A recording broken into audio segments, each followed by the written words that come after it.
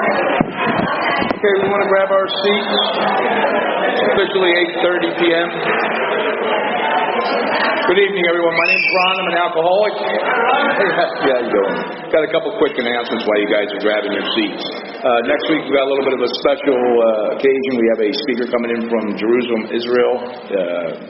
He will come here, and so that's a pretty big event for us to bring somebody out that far. We have a workshop going on, and a speaker, thank you, Chris Raymer out of Texas, I forgot, and Chris Schroeder, December 14th, so mark your calendar on that there, December 14th and 15th. It's probably going to be a 2-day deal. He'll speak here at night. Either the workshop will be on during the day on a Saturday, or it will be on a Sunday at a different location, depending on the availability of this room. So how do you find out? Well, not only do we have a Facebook page, but we also have a website. The Facebook page keeps us all connected in AA. Really important. It's a very important tool if you use properly, Facebook. And if you have any events, any workshops, any type of special anniversary speakers, any kind of announcements for the good of AA, please post it on there. On the back, we have a bunch of flyers back there. Please, if you have any flyers, bring them here. If you don't have a Facebook page, bring me the flyer. I will post it for you. We like to keep everybody connected. I always say, if you're bored in AA, I mean, you just miss it, because there's something going on every night of the week somewhere if you're willing to do a little traveling. And so that's been my experience. I have a lot of fun with it. We're going to have some fun tonight. Ralph came up from Connecticut. He'll tell you the pizza story. Nick's going to come up here and share.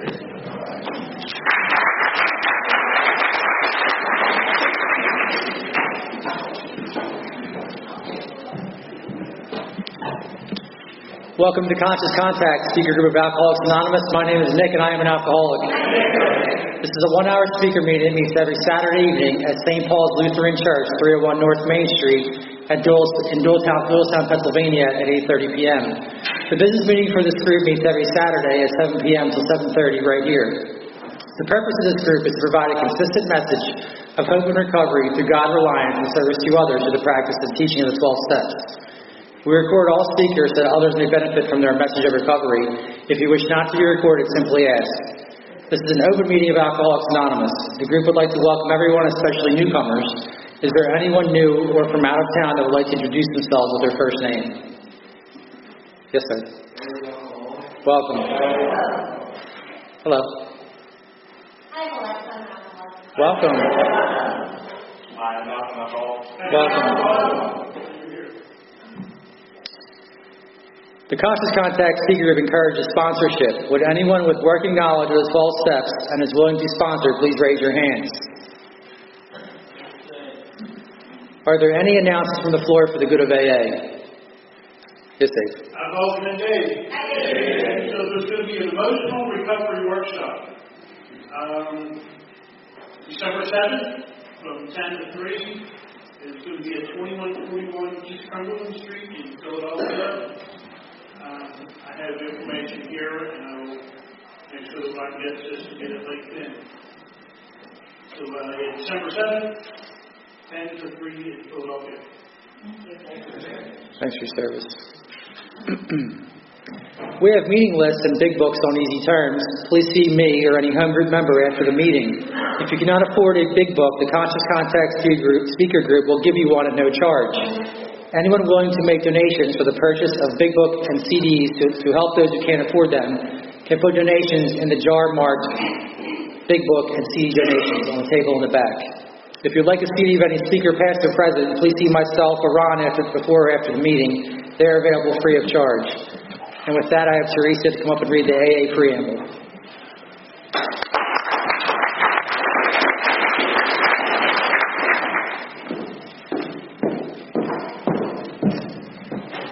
Good evening, everyone. I'm Teresa. I'm an alcoholic. The AA Preamble. Alcoholics Anonymous is a fellowship of men and women who share their experience, strength, and hope with each other that they may solve their common problem and help others to recover from alcoholism. The only requirement for membership is a desire to stop drinking. There are no dues or fees for AA membership. We are self-supporting through our own contributions. AA is not allied with any sect, denomination, politics, organization, or institution, does not wish to engage in any controversy, neither endorses nor opposes any causes. Our primary purpose is to stay sober and help other alcoholics to achieve sobriety. And Brian is going to come up and read the 12 steps.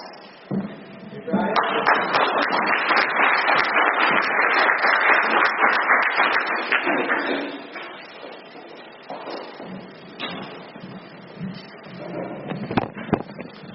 I'm Brian. I'm an alcoholic. The AA 12 Steps to Recovery. 1. We admitted we were powerless over alcohol, that our lives had become unmanageable. 2. Came to believe that a power greater than ourselves could restore us to sanity. Step 3. Made a decision to turn our will and our lives over to the care of God as we understood Him. Step 4. Made a searching and fearless moral inventory of ourselves. Step 5. Admitted to God, to ourselves, and to another human being the exact nature of our wrongs. Step 6. We're entirely ready to have God remove all these defects of character. Step 7. Humbly asked Him to remove our shortcomings. Step 8. Made a list of all persons we had harmed and became willing to make amends to them all. Step 9. Made direct amends to such people wherever possible, except when to do so would injure them or others. Step 10. Continued to take personal inventory, and when we were wrong, promptly admitted it. Step 11. Stopped with prayer and meditation to improve our conscious contact with God as we understood Him, praying only for His knowledge of His will for us and the power to carry that out. Step 12. Having had a spiritual awakening as the result of these steps, we tried to carry this message to alcoholics and to practice these principles in all our affairs. And here's Nick.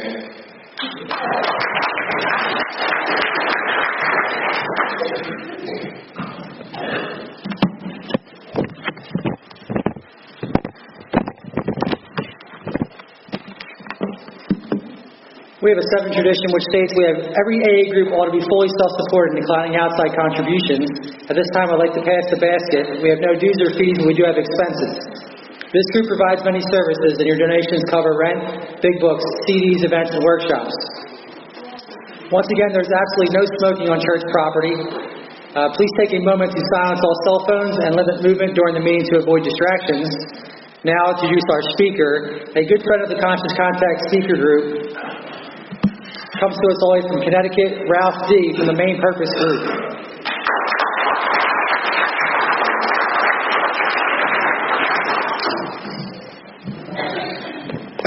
Good evening. My name is Ralph. I'm a recovered alcoholic. The reason why I say recovered is after the meeting, someone's going to come up to me and ask me what I mean, and I can explain it then. Or hopefully, how I tell what happened to me and how I live today, you'll be able to tell. But I want to thank the group for having me out here. I want to thank Ron.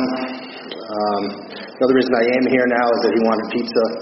And New Haven, Connecticut, where I come from, we have the best pizza in the world. You know, you see all the pictures he's always posting with pizza. So I had to teach him a little lesson about expectations. You're coming, right? Yeah, you're bringing the pizza, yeah? I got here, no pizza for Ron. But I love Ron, you know. I met him a few years ago at a conference, and we developed a friendship. And these are the words I always think of when I think of Ron, what he always tells me. Quit playing. Quit playing. He says another word after that. You guys probably figure what that word is. What it is, he always says, quit playing God. Quit playing God. Quit playing God. That's what he always says to me. And he's always right. But I had a nice ride down. I usually always ride down with a bunch of people. And I came solo today, and it was really nice to clear my head. And I got thinking about, you know, I'm driving 3 hours to talk to a bunch of strangers about recovery. And sometimes I still have to pinch myself to think, if you would have told me that 18 and a half years ago, I would have said, you're crazy. There's no way I'm going to get in the car, get dressed up, and go talk about a book, what happened, and what it's like now. You know, and Alcoholics Anonymous is the only place where you go where you meet people for the first time, and within 5 minutes you're reminiscing like you knew them forever, you know. And I love Alcoholics Anonymous.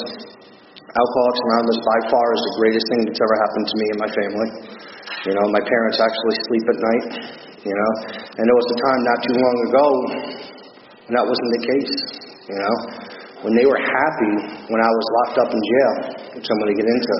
And that's kind of sad, you know, looking back now to the insane places that my alcoholism took me, you know. Every day I just wake up so grateful. I'm just grateful that I have this program.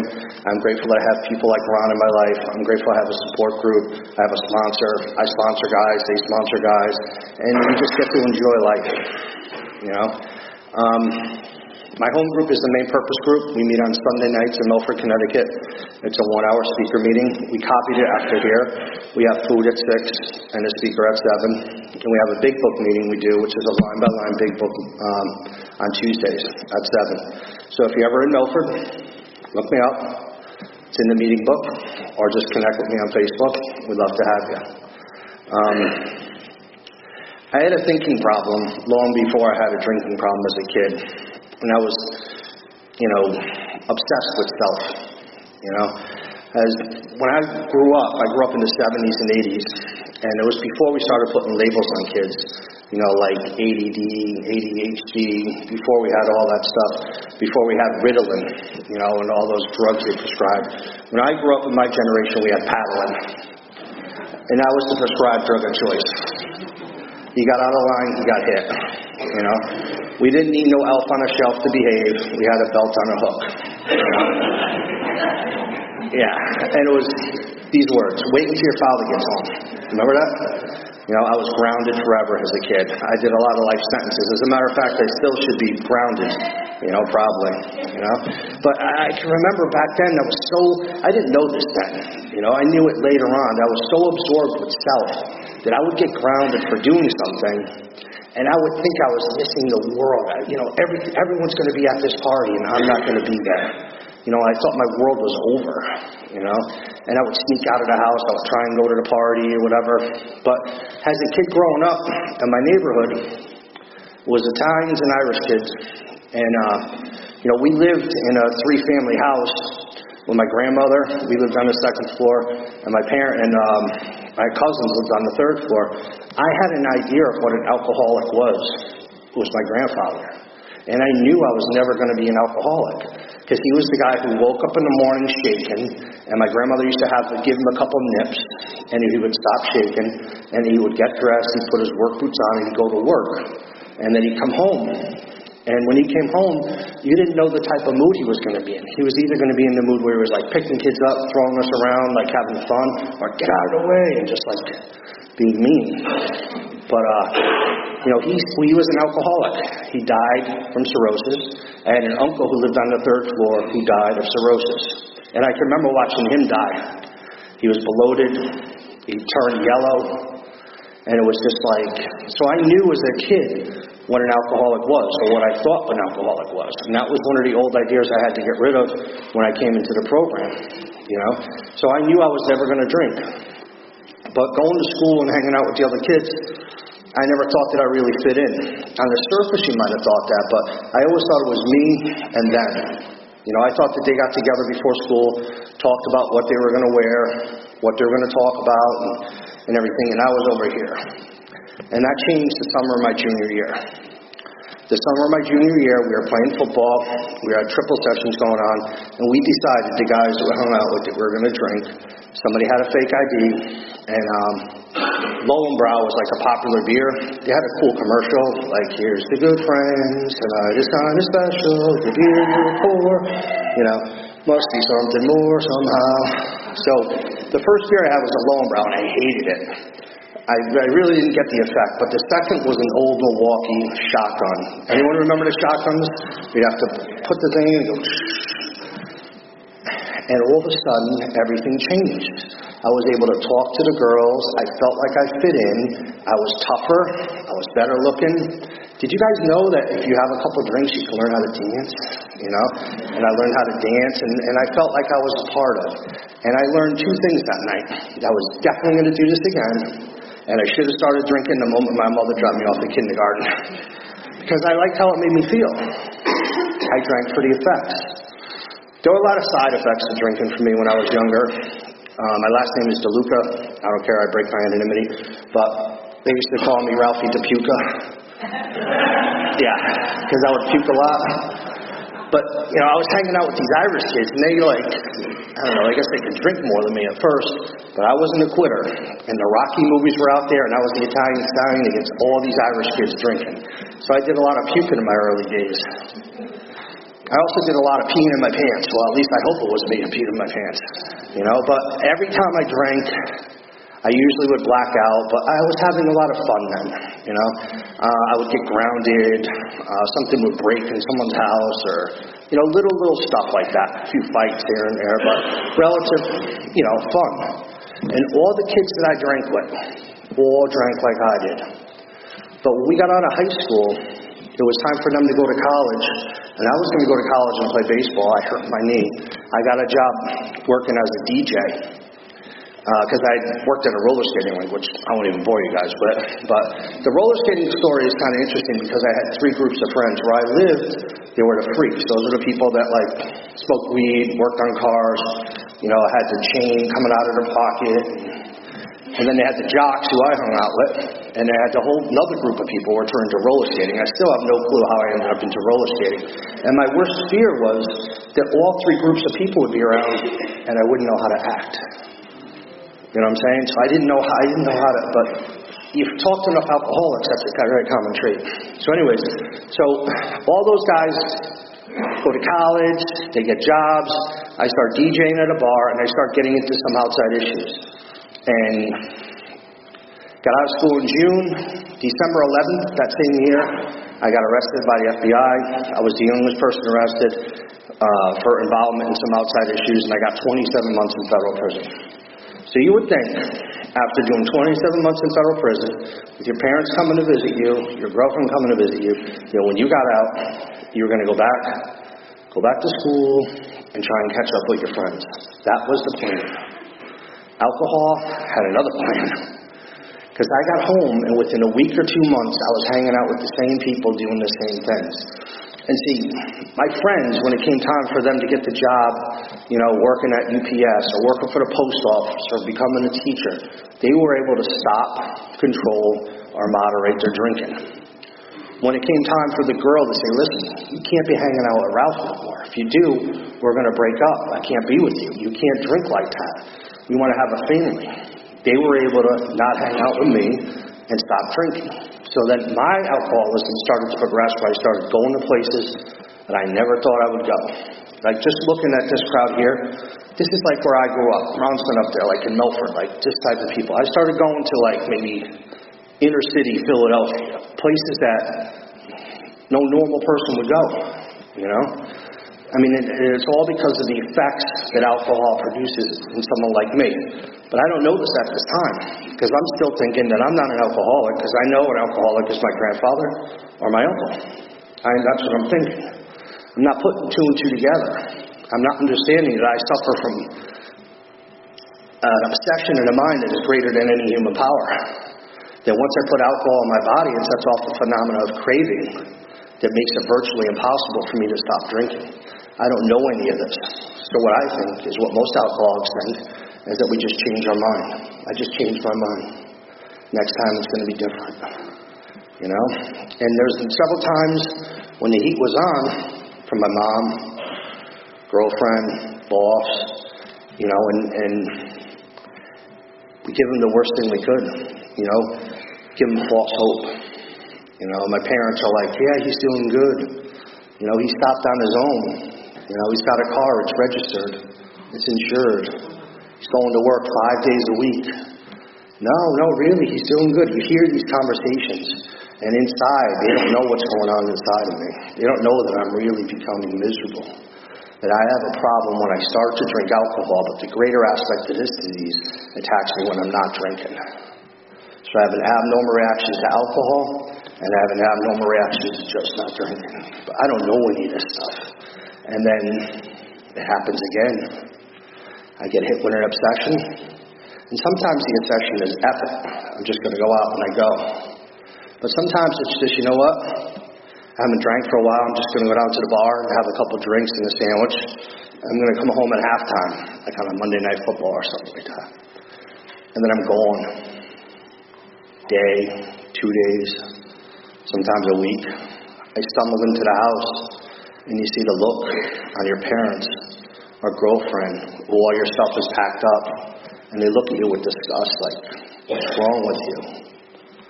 And they just really have no response, like, I don't know, because I really don't know.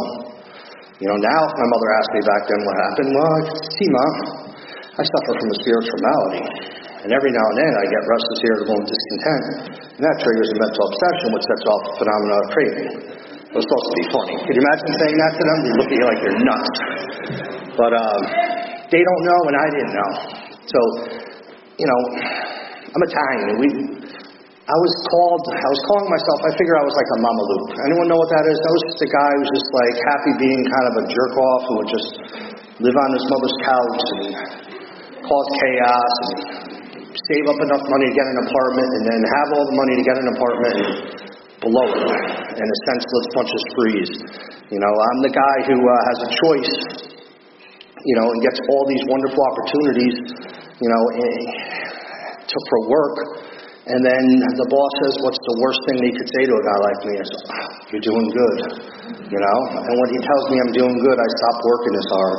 Because deep down inside, I'm thinking that getting that job and getting that money is going to fix me. And it does temporarily. Or getting her, she's going to fix me. Or getting the car's going to fix me. And then eventually, I start to become a little agitated at little things. I wake up and all of a sudden, all you people are stupid.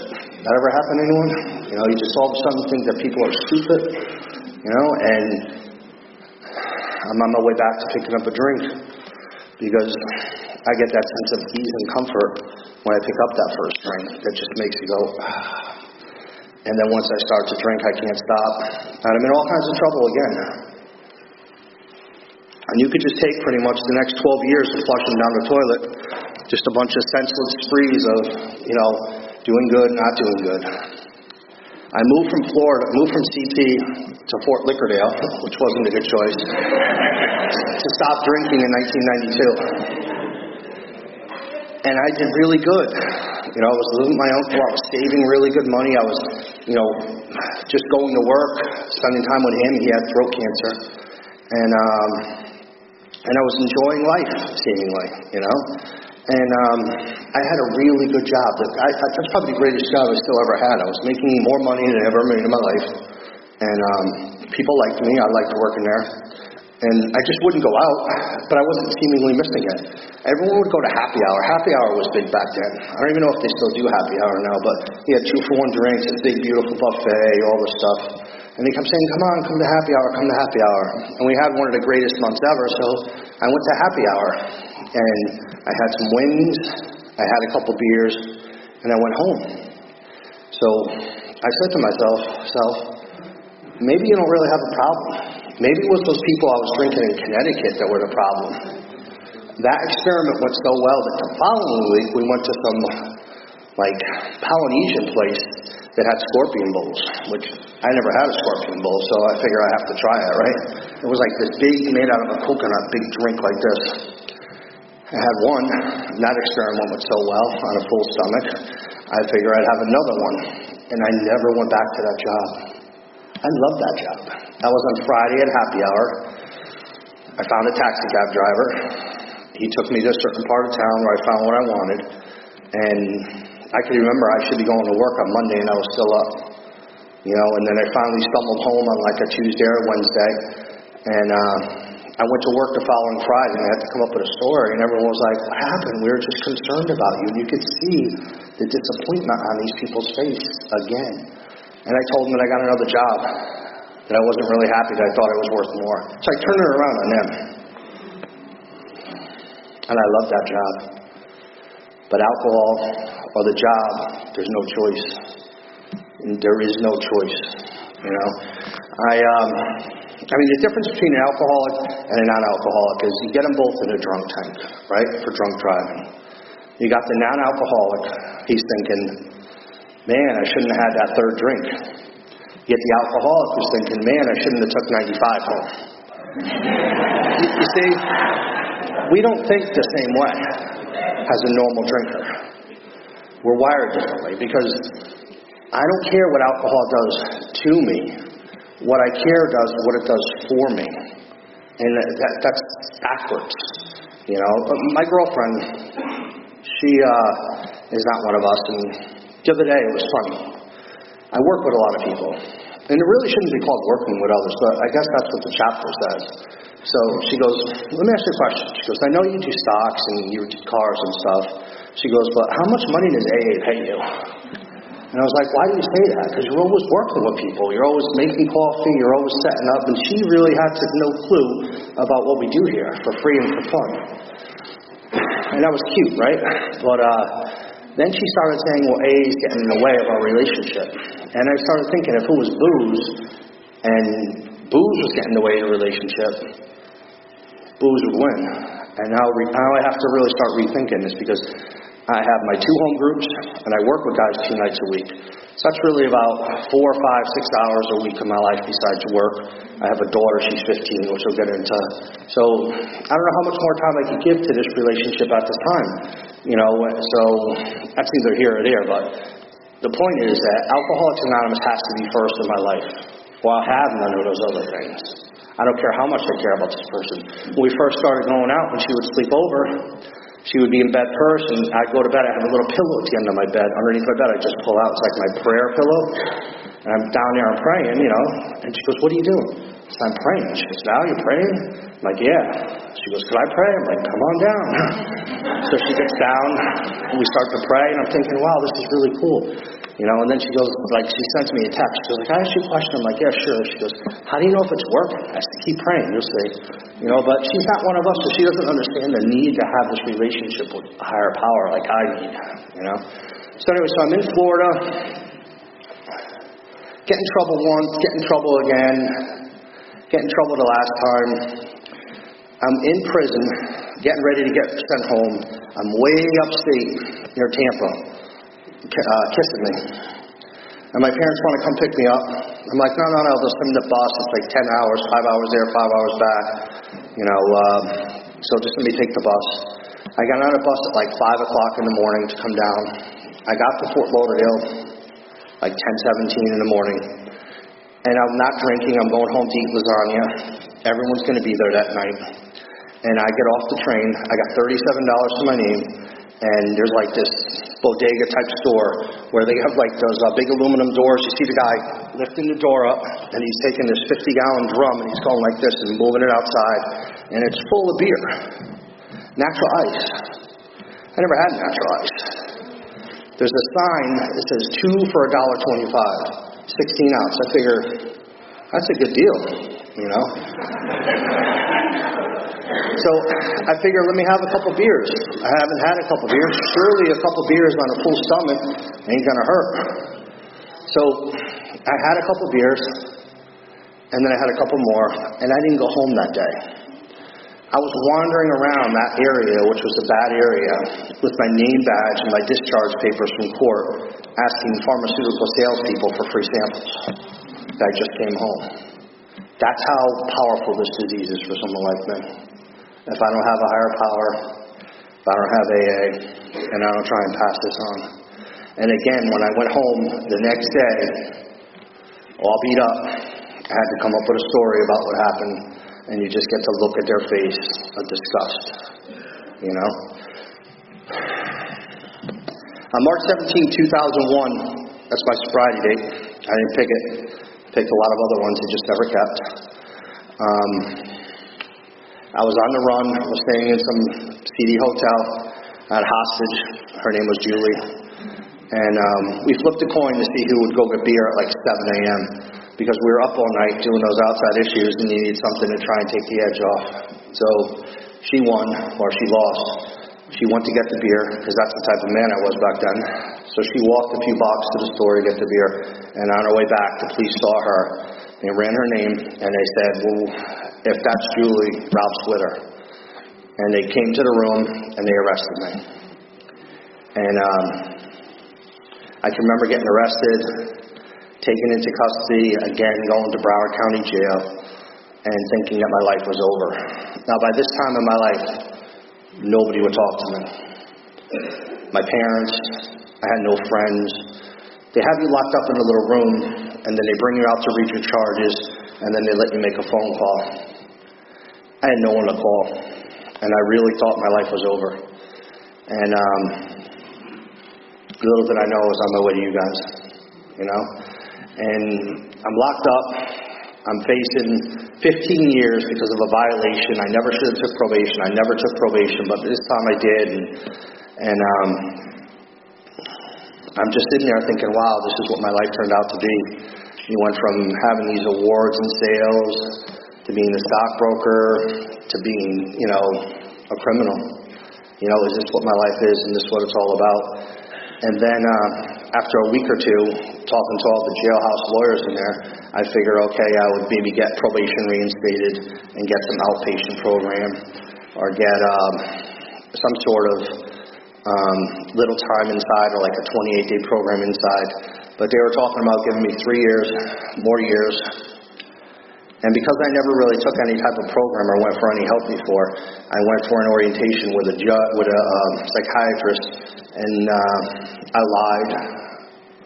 And then the judge, their report to the judge was that he's not a good candidate for recovery because he's unconstitutional being honest.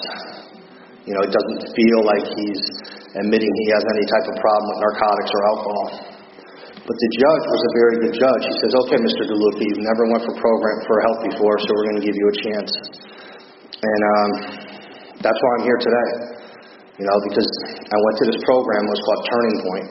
So I was locked up from March 17th to July 1st. I remember the date they moved me to the place. It was a DOC place, it stands for Department of Corrections. When I got into the place, I loved it at first. Like, I was eating good food, and they were telling me the schedule and stuff. And then they told me what we had to do, and it was intense treatment for the first 8 weeks there, learning a bunch of stuff which I never would use in recovery afterwards.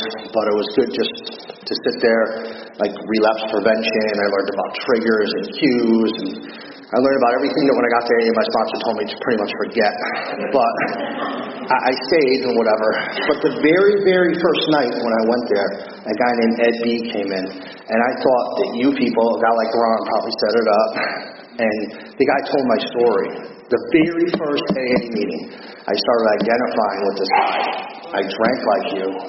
I did the other things like you. I disappointed the people like you. And it got my attention.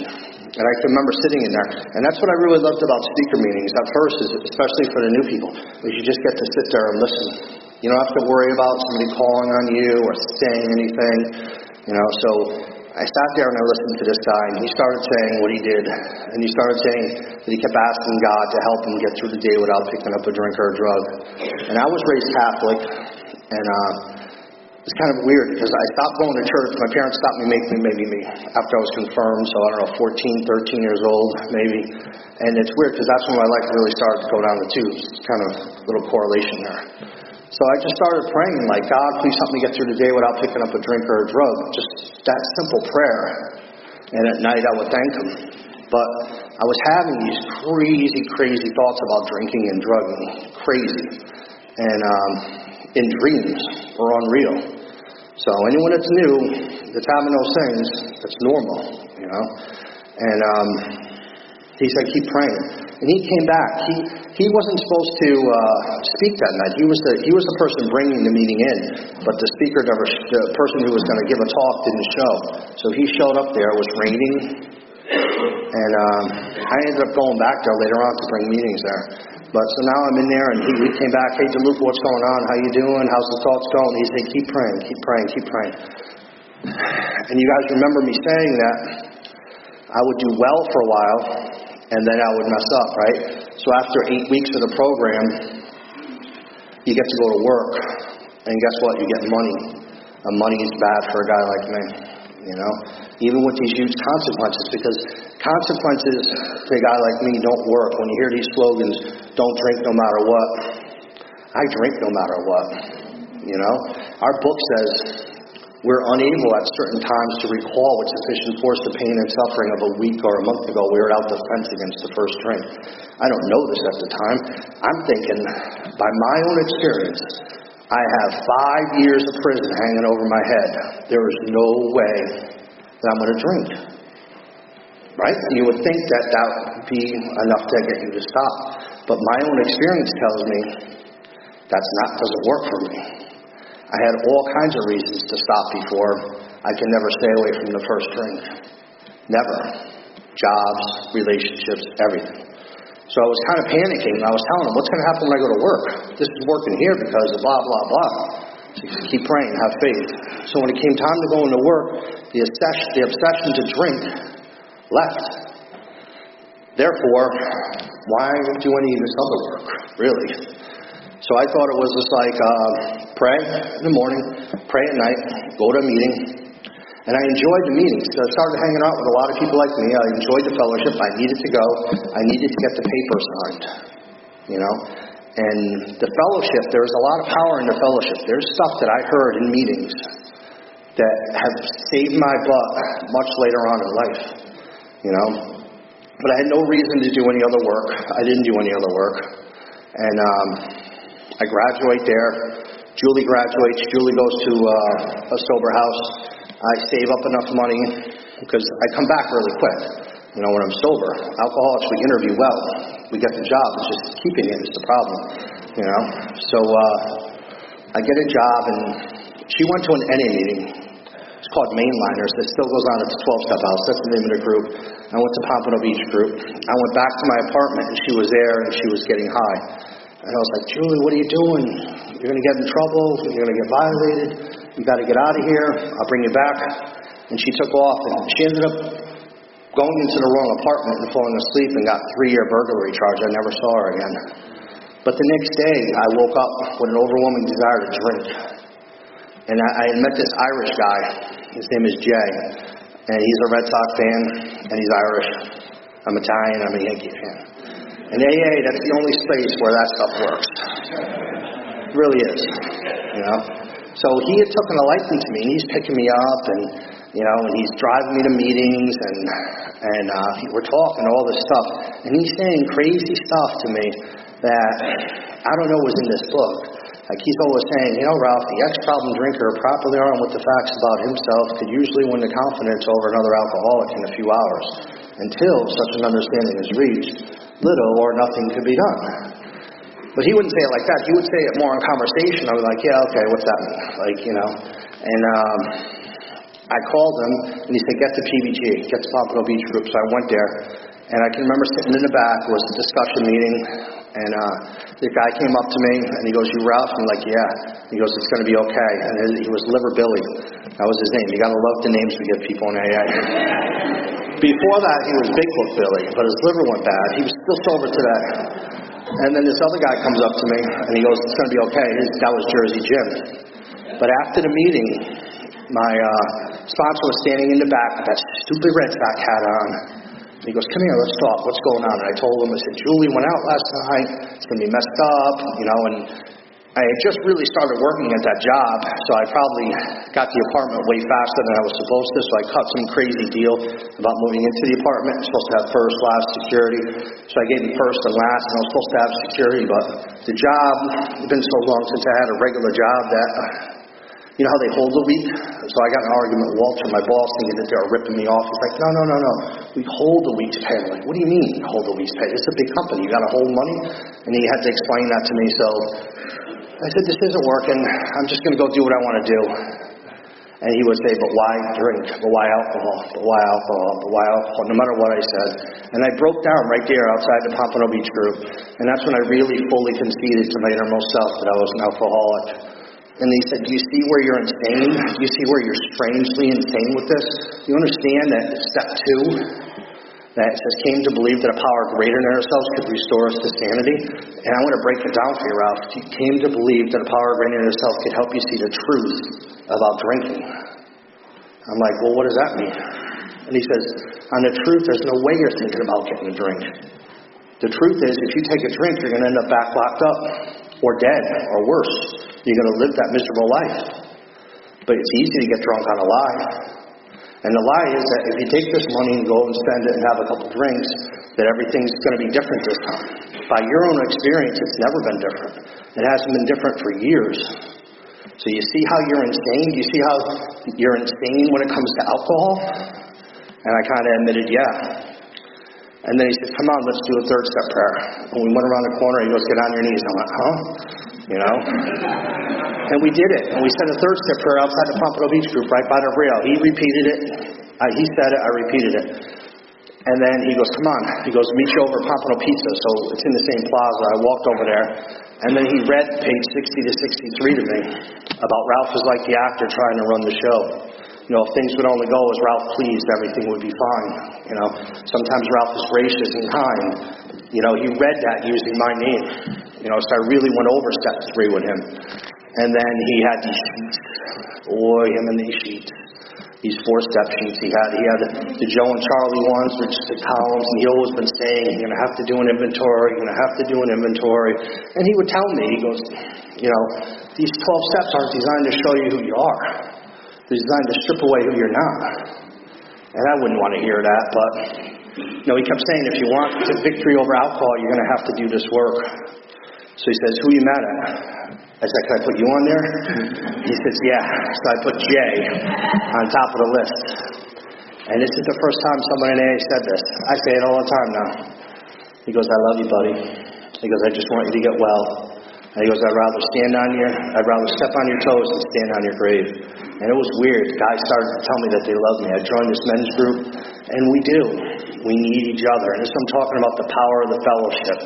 You know, so we were members of this group called the West Side Men's Group. And it's a Thursday night men's meeting. And it wasn't one of those men don't drink and go to meetings. It was a solution-based meeting where we'd sit in this big circle and we'd have a very specific topic.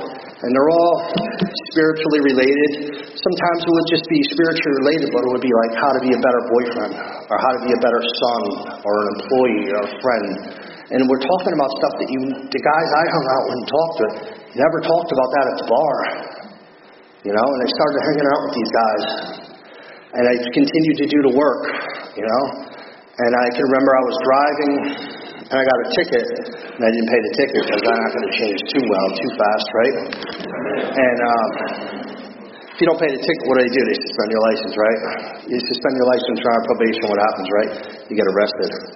So I got arrested for a violation of probation for driving unsuspended. So I'm thinking I'm screwed, all this stuff was a waste. And I'm calling my girlfriend because I had met a girl. I had about a year and a half at this time.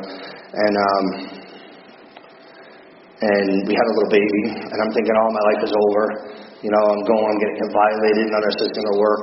So when it came time to go to court, I get pulled up from the bottom. I'm in my little outfit, cute little jail outfit, feeling like a loser again. And I looked into the courtroom, and there was like 20 or 30 of you guys in the court from my home group, you know.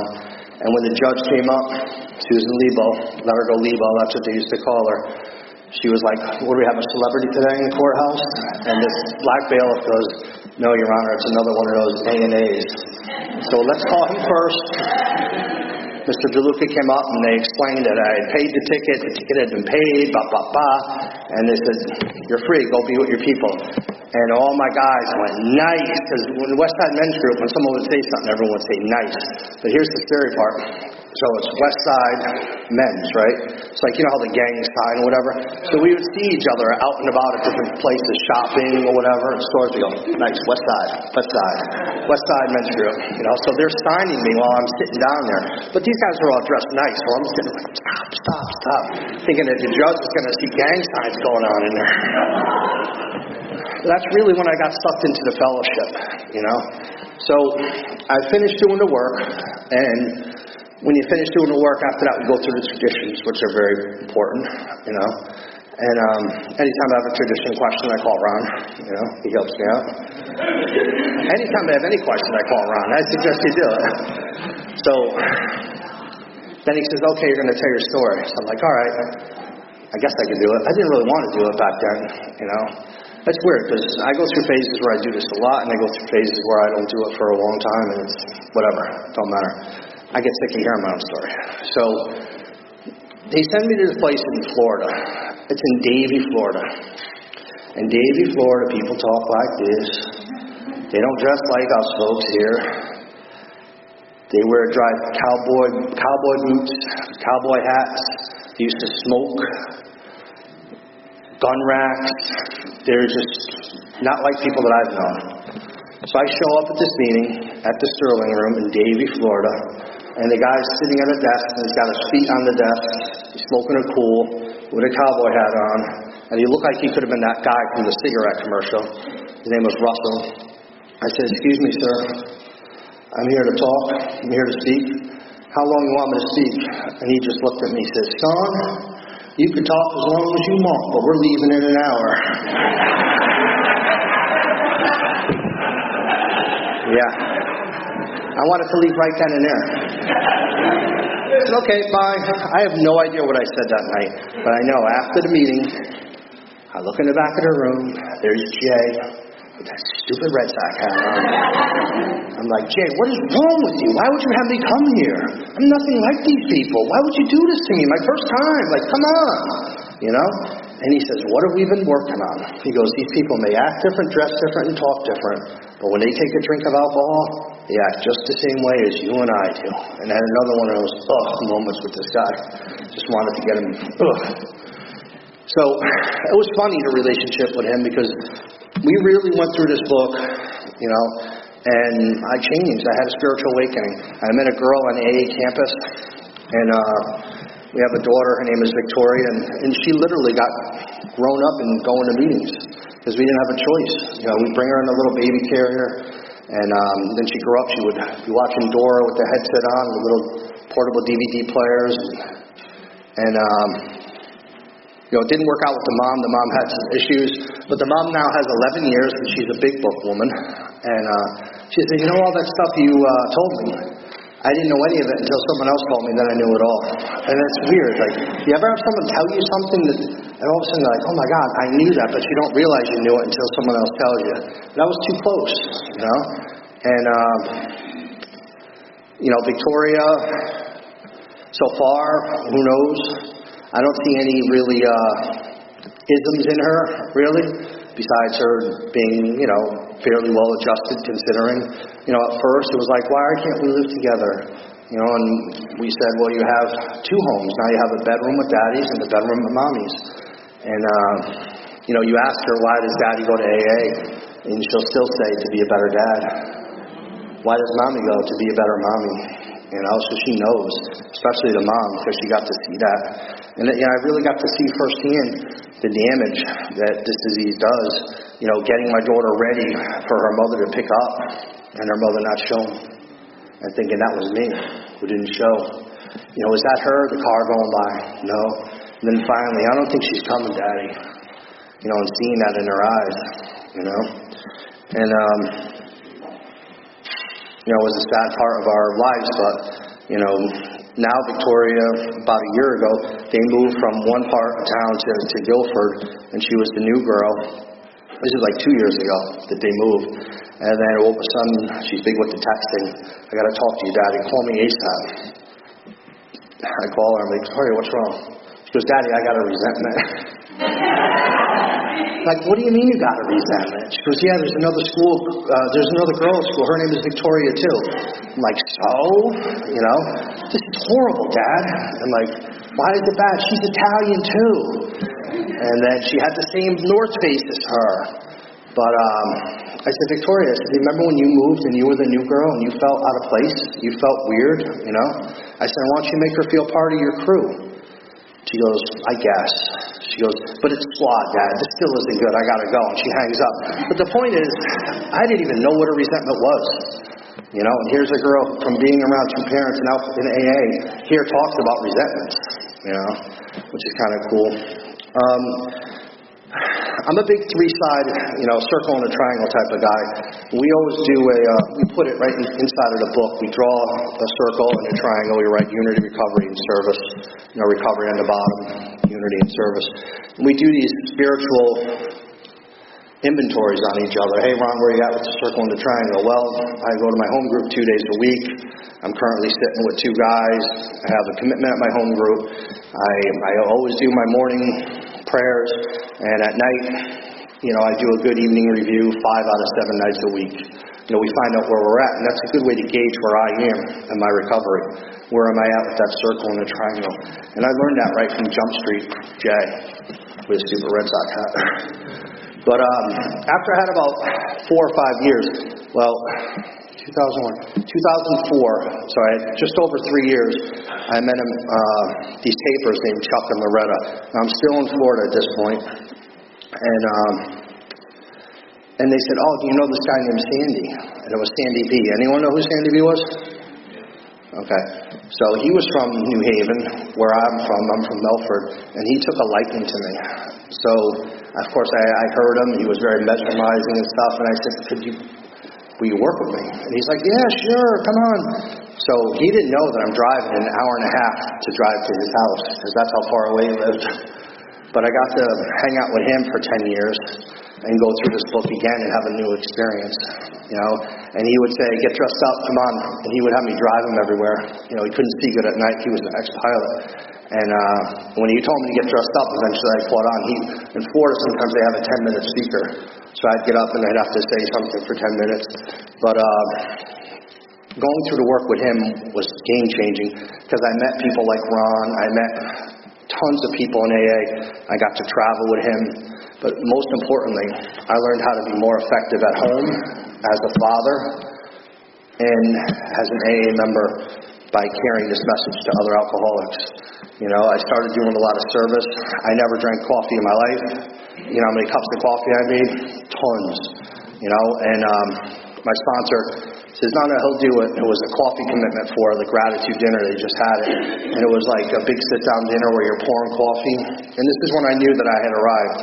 I'm literally pouring coffee to maybe 300 or 400 people. And everyone's like, thanks for serving, Ralph. Thanks for serving. Everyone knew me. Here I am sober like 4 years and 400 people know my name. Pretty cool, right? Until I go to the bathroom. I look in the mirror and I got a name tag on. It says, hello, Ralph. Yep, ego deflation at its finest. So, when my daughter got old enough, the schools in Florida were absolutely horrible. So either I was going to have to spend like $15,000 to send her to school or move. So at that time, we made a decision to move back to Connecticut. And we moved, and I was on the phone with Sandy, literally, I'm not afraid to say it, almost crying. Like, it sucks up here. These people are doing it wrong. It's all don't drink and go to meetings, and they don't understand it. Nobody even knows what the big book is. They look at me like I'm crazy, And I really wanted to sell my house and move back to Florida. I didn't know what I was going to do. I had a bunch of sponsees who had sponsees, and I thought I was somebody in AA. Now I just believe this, that we're just fellow travelers, that we just help each other. I sit down with someone, I sit down with a guy, we go through the work, and then we get to enjoy life together. There's times when I call on them, and I get help. They call on me, I get help. But my reliance is always about that connection with God. So he says, Ralph, he goes, stay there. Create the fellowship you created. So I did. I just went out to some young people's meetings and started grabbing people and sitting down with them. And then I started a group called Saturday Night Live. It still goes on. And we built it up to 70, 80 people. It was a double speaker meeting. And then we started a big book meeting. And then we had the New Haven Spring Conference. The first year we had 800. The second year we had 1,000. And I just get to work with a lot of people. And at that group, I built it too much straight up and down, dependent upon me and a couple sponsees and Victoria's mom. And it didn't have the depth which groups really need to survive. When one person goes out, that the group can't really survive, that thriving person behind it. And the group stumbled a little, but they're still around. It doesn't thrive as much. I moved when we got separated. We never were married, but when I moved, she went one way, I went the other. And then for a while, I was just concentrating on Victoria. I had a home group. It was a men's group. It wasn't really the same. But my life was still full because I always managed to work with people. Always. Cracking this book open, starting on page 1, and going through it. And that's how when people say, well, how do you know the book so well? Try reading it 400 or 500 times, and you'll know it well. You know what I mean? And, step 1 is so powerful because without step 1, there's no need to do the rest of that work. Without me understanding that I have an obsession greater than any human power, there's no chance for me, no desire for me to do any other work. And I see it happen all the time. When I'm working with people, I'm battling 2 things. 1, people think that they're different. They don't have the same type of disease that I have, the alcoholism. And 2, thinking that these steps will work. So it's almost you have to get over two hurdles. Them admitting that they have the problem, that they're an alcoholic, and B, the solution that we have to offer, which is the only solution in my opinion.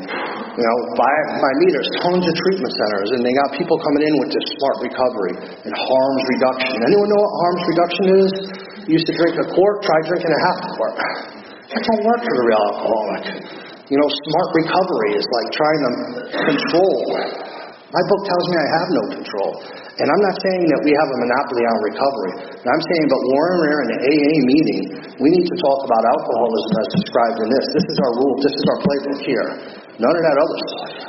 When someone says what worked for you might not work for me, you better find out what they're working with. Because the truth, right here, I believe will work for anyone. You know? So that's a lot that's going on up there. You know, singleness of purpose, I believe, is important. You know, talking about alcohol-related incidents, related at the group level.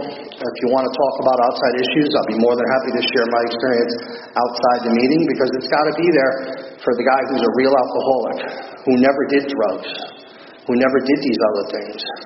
That when he comes into a meeting, that he doesn't think, well, I never did that stuff. I don't belong here. That's why I think we had the success that we've had in AA, is because, you know, we've had singleness of purpose, one alcoholic talking to another, you know, qualifying that person, getting to talk about their drinking, sharing your experience, not your opinion, but your experience is related to this book, you know. And I got to meet these guys, Joe and Charlie, you know, in early recovery, and I've gone through a lot of their seminars, and I think that that's really good for someone that's new. There's all kinds of tools that are out there to help you grow, to have that obsession relieved, but more than the obsession to relieve, just to be happy, not drinking. You know, when I work with a new guy, when we start going through Bill's story and these other things, we start asking questions. Did this happen to you? Did this happen to you? Did you drink like that? Turning statements into questions to make it more of a transformation than just information. You know, because information alone, you know, is just information. It's got to be taken. Ron and I were talking before the meeting. We know lots of guys that know the menu. Perfect. You know, but they're starving on the inside. You know. So when I moved back north, we started this other group called the Main Purpose Group. This is at what we thought was the academic, with the top of everyone dying in 2017. By us, there was just 7-8 people a week sometimes are overdosing. So a gentleman wanted to start our group. He wanted to start another group for young people. And I told him I would help him. We went, and there was only 3 people that showed up. And then the following week, there was 5 people. I suggested that we do a speaker meeting, and we do an eating meeting like we do in Florida. And we changed the format. We started cooking before the meeting, and now we get 150 people, sometimes more. And we bring speakers in. And more importantly, we started to have an impact with the book. We have a big book meeting. We get 50, 60 people, and we go through, and then sometimes there's only 25 people. But it's growing, and people's lives are changing. People are sponsoring people. They're sponsoring people, and the fellowship's building up. For me personally, I've had everything in the world change in my life. I've had, you know, where I live, what I do for work, who I live with. You know, everything's changed except my sobriety date, and that's all because of my connection to my higher power and working with people. You know, when I sat down and did that, the amends process, I could honestly sit here and tell you today that there's not one person that I owe any money to. And in my mind consciousness right now, there's nobody that I owe any more amends to. And it took me like 4 years to pay off, 4 or 5 years to pay off everyone financially. You know, I didn't tell you guys, but I left Florida during that horrendous run to go to Canada. I got an opportunity. And when I'm reading Bill's story, he says the same thing after the crash. I went to Montreal, you know, and in no time I was living up to my old lifestyle. I moved to Toronto, and I got a job working as a stock promoter. And everything was good, you know, for a short period of time until I took that first drink. And I was making really, really good money. And I messed up. I ended up coming back to Florida, and these people owed me a bunch of money, so I went back to Canada. and I committed a crime. I took a bunch of computers out of their office after hours, and I got in trouble. I went to prison in Canada for a year. And when I left Canada, I went back to my aunt's house in Milford, Connecticut, and I'm sitting in there, and I got a job at a restaurant. My family has a restaurant background. And I'm stealing from my aunt. This is during the OJ trial, because she was blind and had diabetes. I had this beater car, and, Aunt Teresa, my car needs to get towed. Can I borrow money? Sure, honey. She'd give me the money. I needed an alternator. I needed tires. I had sold the car maybe a month or two earlier, and I'm still borrowing money because that's the type of guy that I am when I'm drinking and drugging. So now here it is, 4 years later, and I got to go make amends to this lady. I got to go and say, I told her I was coming, and she was sitting there listening to a book. And I walk in the door, and she goes, "Hey, Ralphie, is that you? Come sit down next to me." She goes, "Hey, how you doing? How's the baby?" And this and that. She goes, "So nice to see you. You still doing that A&A?" I'm like, "Yeah, that's why I'm here." And I'm hoping that nobody's in the house, my cousin Robert or Tina. And I'm like, "Well, you remember when you let me stay here when I got out of prison, before I went back to Florida?" She goes, "Yeah, honey, I remember." She goes, "Well, I want to pay you back that money you gave me." She goes, "Oh, no, you don't have to pay it back." I said, "Well, you don't understand the full thing." She goes, I stole that money. I sold the car. Half those repairs I didn't even need. They were all made up. She goes, "I have money for you to give." And she just looked at me. Well, she didn't look at me. She held my hand and she goes, "Oh, honey." She goes, "I'm blind, not dumb."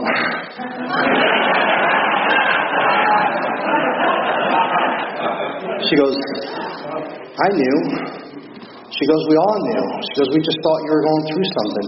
You were my baby sister's first." My mom was the baby of the family. And she goes, "I'm just glad you're doing well." She goes, "Keep going to that AA." And I said, "What do you want me to do with the money?" She goes, "Well, you could give it to Robert for insurance." So I ended up giving it to my cousin. So, the amends process for me was really, really freeing, going to these people. I went to one kid, Richie Gustafson. This is on tape, just in case he ever hears it. It's a funny story. I went to pay him money.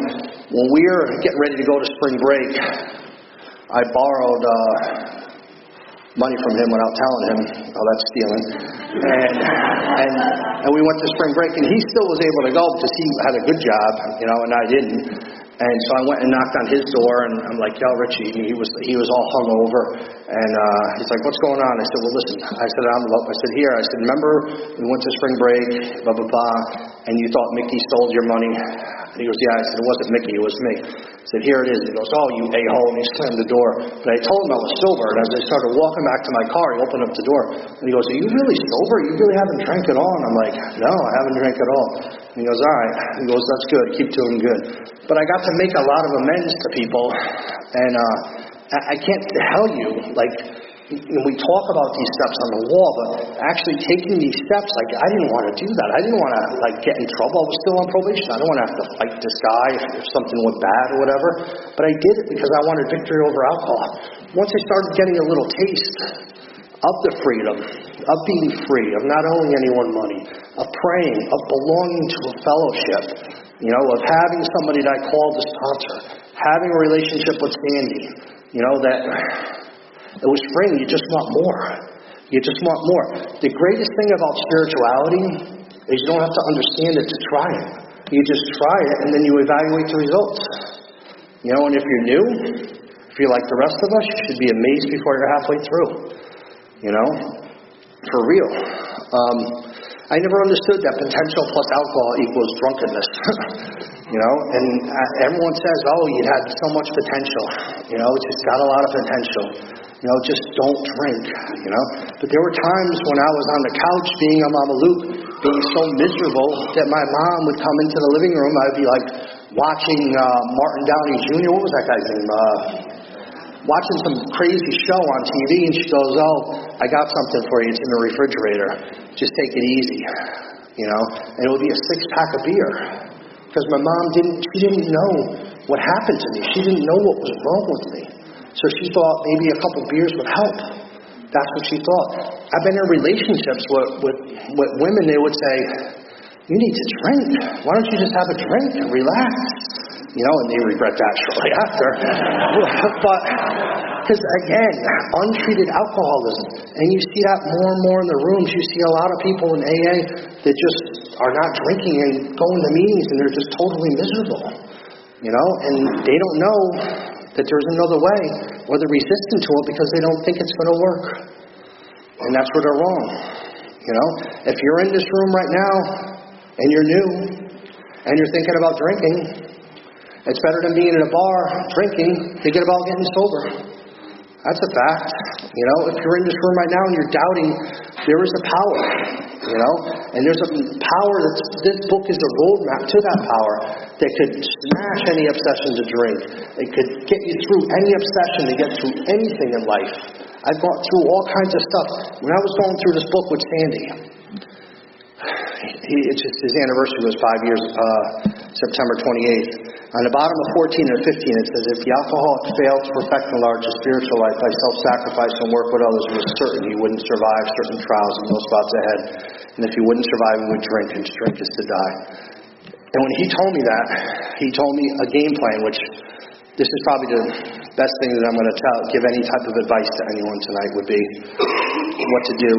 When he was 25 years sober, he saw on TV a lady getting interviewed, and her son had just been killed in a drive-by. He was a student kid, and he had just gotten shot, and he saw the lady being interviewed saying that she forgave the person who did it, and that she went to God.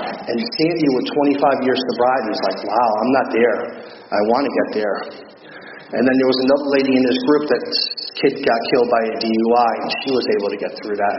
So he said, what do these people do that's different? And then he figured out that when we hear some news, there's that second that happens when the news is being told, right before, as soon as the news is over, for you to jump in there and for you to go to God and say, God, I don't know why this happened, but I need you to know that it's not going to change how I feel about you, that I love you. Please give me strength to get through this. Please help me forgive, or whatever the case may be. And then on March 6, 2009, he had just had both of these operated on, and he's sitting home, and the phone rings, and it's his daughter Conway. And his daughter Conway goes, Dad, you better sit down. And he goes, somebody got drunk. And he goes, I am sitting down. He had just gotten both knees replaced. And they said, somebody killed Barbie, his daughter. She was murdered. And that's what he did. He went to God first. He forgave the person and went to God. And I was like, oh my God, that is so powerful.